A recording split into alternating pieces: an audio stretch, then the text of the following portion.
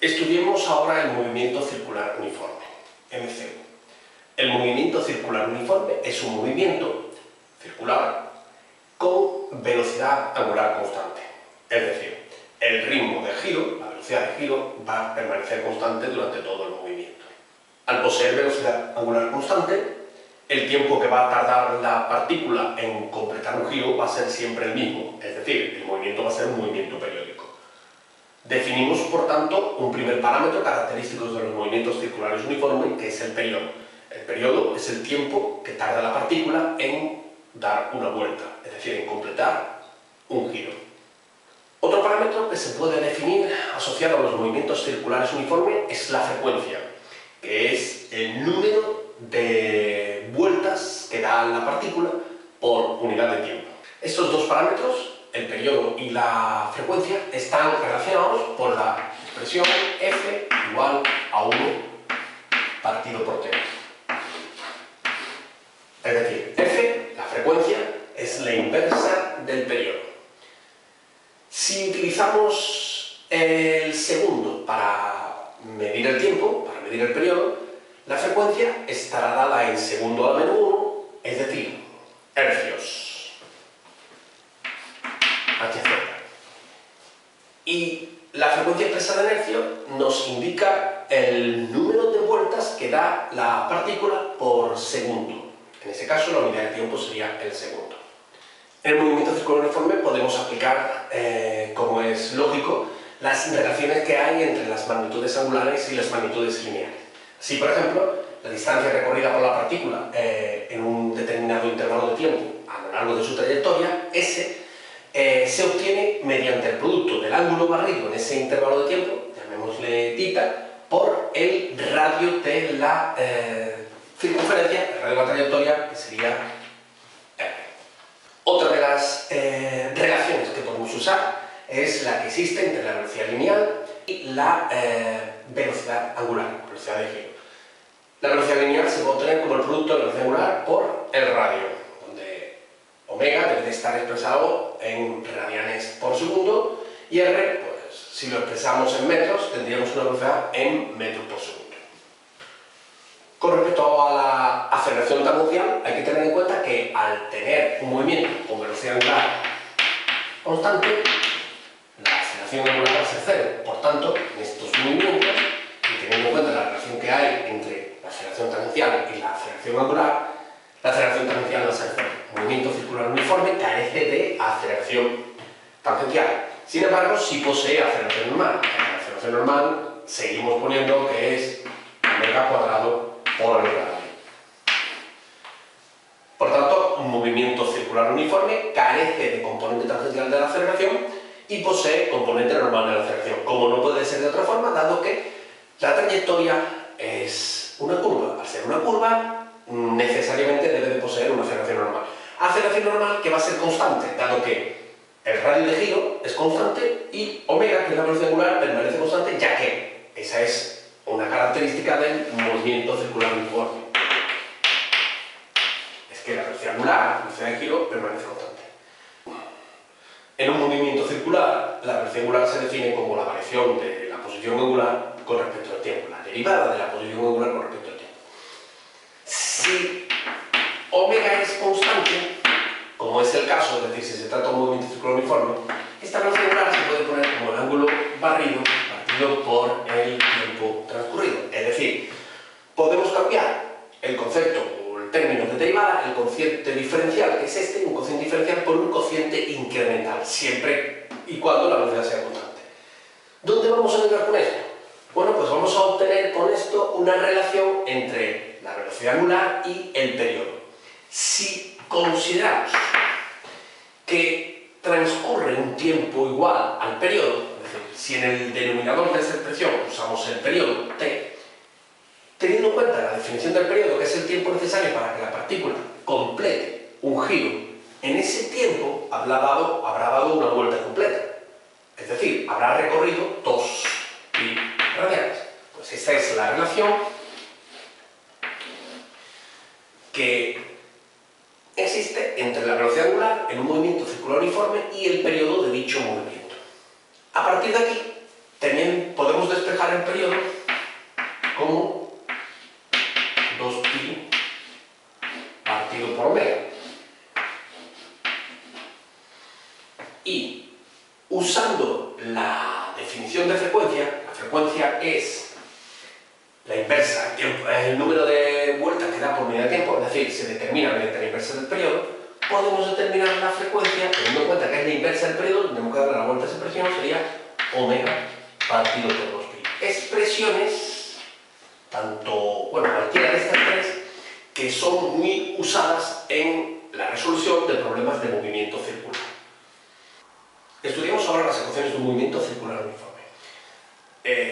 Ya hemos visto que los movimientos de estas características, los movimientos circulares, se estudian con mucha más facilidad si usamos las coordenadas angulares. Por tanto, para llevar a cabo el estudio del movimiento circular uniforme, utilizaremos la posición angular,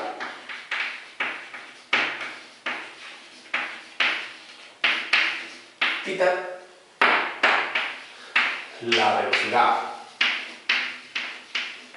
angular, omega, y la aceleración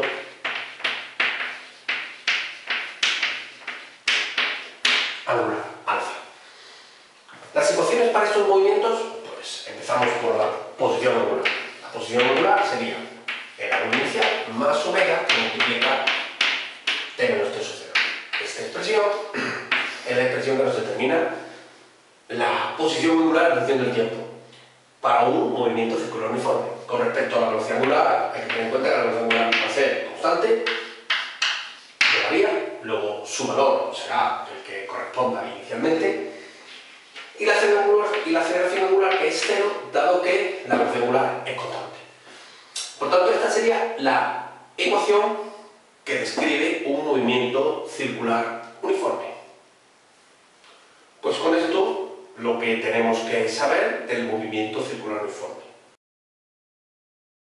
Esta ecuación, para un nivel de primer bachillerato, que es el que a nosotros nos interesa, tiene escasa utilidad, dado que los ejercicios y los problemas que nosotros vamos a plantear se pueden resolver mucho más fácilmente con las proporciones lineales que hay entre ángulo barrido y tiempo transcurrido.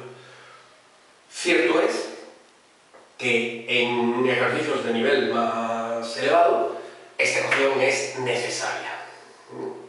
Por ejemplo, imaginaos la situación en la que pretendemos diseñar un juguete en el que tenemos dos cochecitos que van a discurrir, por ejemplo, con el mismo ritmo, con la misma velocidad angular. Imaginaos que este es el cochecito 1, este es el cochecito 2, de forma que el omega 1 y el omega 2 serán las mismas, las partículas van a girar al mismo ritmo, pero lo van a hacer en sentidos contrarios.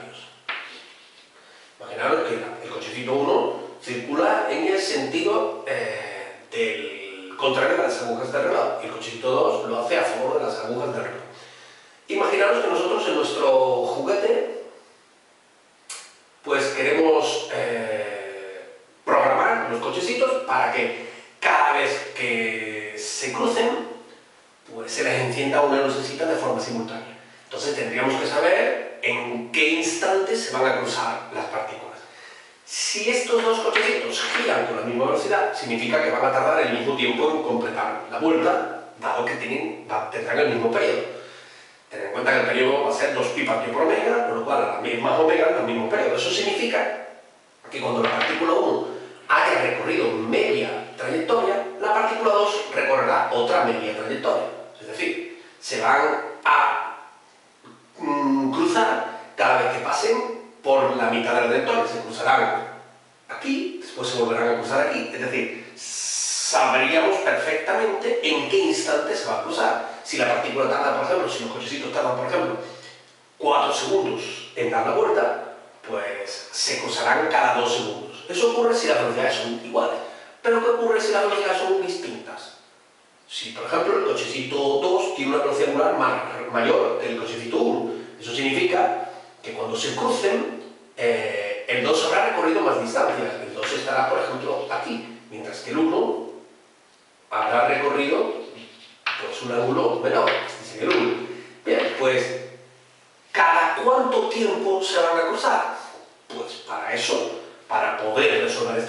ejercicio es necesario usar esta ecuación.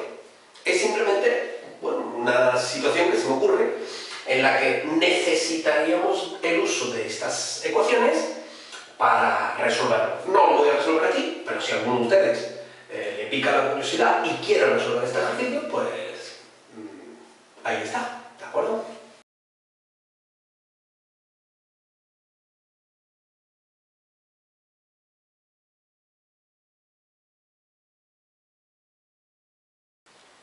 Se trata de un movimiento circular uniforme. Dado que la trayectoria es circular y gira la partícula con velocidad constante. Cierto es que el dato que me están dando de la velocidad constante hay que saberlo interpretar, porque realmente el vector de velocidad no es constante. Lo que es constante es el módulo de la velocidad, con lo cual, aunque en el enunciado me estén diciendo que la velocidad es constante, tengo que saber yo interpretarlo y tengo que saber identificar ese dato con el módulo de la velocidad, lo que llamamos velocidad lineal, o, en otro caso, la velocidad angular, que también podríamos interpretarlo como velocidad angular constante. Resolvamos el apartado A, donde nos piden periodo y frecuencia de movimiento. El periodo es un dato que tenemos en el ejercicio. Nos dicen que tarda la partícula 6 segundos en completar un giro. Ese precisamente es la definición del periodo, con lo cual el periodo son 6 segundos. Es el tiempo que tarda la partícula en completar el giro o en dar una vuelta. Para calcular la frecuencia usamos la relación que hay entre la frecuencia y el periodo. La frecuencia es la inversa del periodo, es decir, la frecuencia sería un sexto, 1 partido por 6 hercios. Un sexto de hercio. Calculamos ahora la velocidad angular en radianes por segundo y en revoluciones por minuto. Para calcular la velocidad angular en radianes por segundo utilizamos la relación que hay entre la velocidad angular y el periodo, sustituyendo el periodo en esta expresión. Estos serían radianes, estos son segundos, luego esto me daría pi partido por 3 radianes por segundo. Bueno, aprovechamos este ejercicio para explicar lo que es la velocidad angular en revoluciones por minuto. Es otra forma de expresar la velocidad angular y nos indica el número de vueltas, es decir, el número de revoluciones que da la partícula en un minuto. Para ello vamos a utilizar un cambio de unidades. Vamos a coger el resultado que hemos obtenido para la velocidad angular, que son pi partido por 3 radianes por segundo,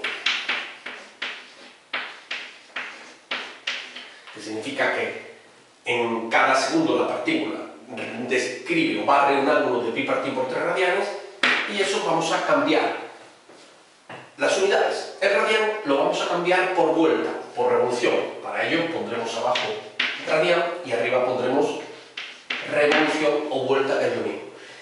Hay que tener en cuenta la equivalencia que hay entre la revolución y el radian, es que una revolución son 2 pi radianes. De momento, de esta manera, habríamos eliminado los radianes.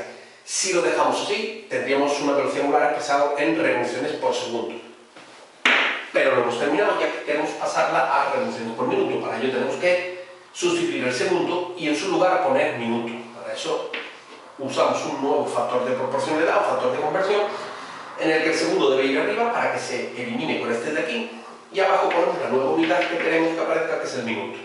Y tenemos en cuenta que un minuto son 60 segundos. De esta manera eliminamos el segundo con el segundo. Esto nos da como resultado 60 pi revoluciones, resultado de multiplicar pi por 1 por 60, dividido entre 6 pi minutos. Simplificando, el pi se va con el pi, y 60 entre 6, que son 10 revoluciones por minuto, que se suele poner de la forma 10 rpm. Luego, la velocidad angular de esta partícula expresada en revoluciones por minuto es 10 rpm, 10 revoluciones por minuto. Determinamos ahora la velocidad lineal. La velocidad lineal v viene dado por el producto de la velocidad angular, omega, por r, donde omega tiene que estar expresada en radianes por segundo. Ya hemos calculado en el apartado anterior que la velocidad angular en radianes por segundo era pi partido por 3 radianes por segundo. R lo podemos dejar en centímetros, como nos lo ponen en el enunciado, con lo que entonces tendríamos una velocidad lineal en centímetros por segundo, o mejor, lo pasamos a metros, teniendo en cuenta que 10 centímetros son 0,1 metros. De esa manera tendríamos una velocidad lineal en metros por segundo. V sería omega, pi partido por 3 radianes por segundo, por 0,1 metros. Luego esto me queda una velocidad lineal de 0,1 pi tercios metros por segundo. 0,1 pi partido por 3 metros por segundo es la velocidad lineal.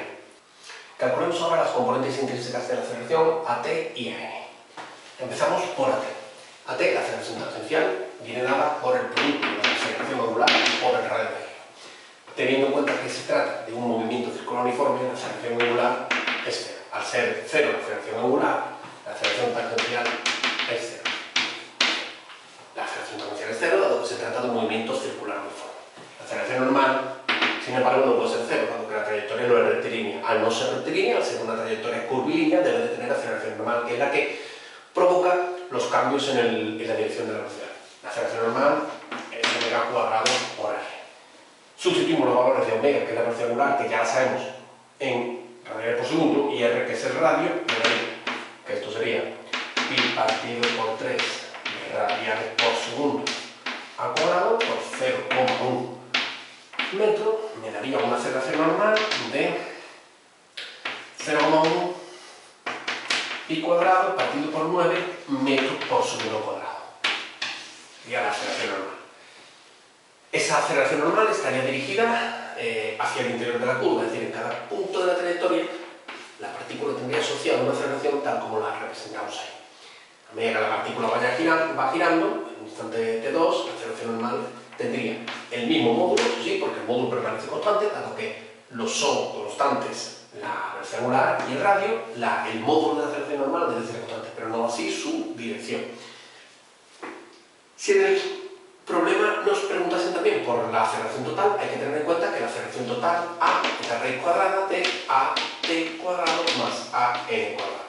Al no haber la aceleración tangencial, la aceleración total coincidiría con la aceleración normal. Es decir, que este vector que hemos representado aquí como aceleración normal también nos serviría para representar la aceleración total. Para determinar las vueltas que da la partícula en 21 segundos podemos aplicar distintas estrategias. Voy a optar por usar el concepto del periodo. El periodo que sabemos que es 6 segundos. Significa, el periodo 6 segundos significa que da una vuelta en cada 6 segundos, por cada 6 segundos. Bien, la pregunta es, ¿en 21 segundos cuántas vueltas da? Pues podemos hacerlo por un factor de proporcionalidad. 21 segundos por, si ponemos aquí 6 segundos, que da una vuelta, eso me daría 21 partido por 6 vueltas. Se me va segundo por segundo, vueltas. 21 partido por 6. Sí, esto me daría 3,5 vueltas. Podríamos resolver también este apartado utilizando el concepto de la frecuencia. La frecuencia es 1 partido por 6 hercios. Significa que da un sexto de vuelta en un segundo. Colocamos nosotros el tiempo aquí, 21 segundos, por ponemos 1 partido por 6 vueltas, la sexta parte de una vuelta en un segundo. Por lo que al final volveríamos a obtener lo mismo, es decir, 21 sextos de vueltas, que me daría el mismo resultado, 3 vueltas y media. También podríamos abordar este ejercicio utilizando las ecuaciones de movimiento circular uniforme, donde tomaríamos primero que t sub 0 es 0 y que θ 0 es 0, es decir, que el ángulo inicial es 0 y que el instante inicial es 0, es decir, que empezamos a contar el tiempo en el momento en que la partícula se encuentra en la posición angular 0. Tendríamos entonces que el ángulo sería omega, que era pi partido por 3 multiplicado por el tiempo. Esta es la ecuación que me describe la posición angular, sabiendo que parte de una posición angular 0. En esta ecuación sustituimos el tiempo por 21 segundos. Esto me daría un ángulo de pi partido por 3 radianes multiplicado por 21, que me daría 7 pi radianes. Ya tendríamos que el ángulo barrido en ese tiempo, en 21 segundos, ha barrido 7 pi radianes.